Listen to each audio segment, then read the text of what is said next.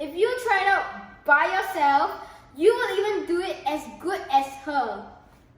My grandmother always says the pomfret is always the best when it's in between 800 grams and 1.2 kg.